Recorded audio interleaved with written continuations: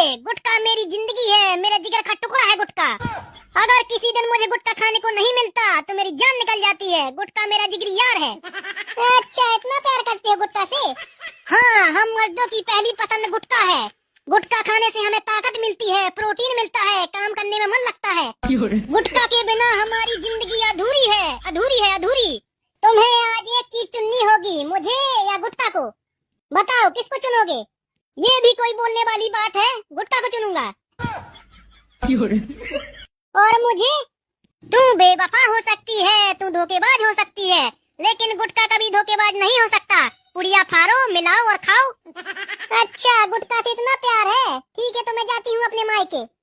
अरे तू कल जाती हो तो आज चली जा, लेकिन मैं गुटखा खाना नहीं छोड़ूंगा, नहीं छोड़ूंगा, नहीं छोड़ूंगा। अगर कोई मेरे गुटके के बीच आया तो लाशें बिक जाएंगी, लाशें। गुटखा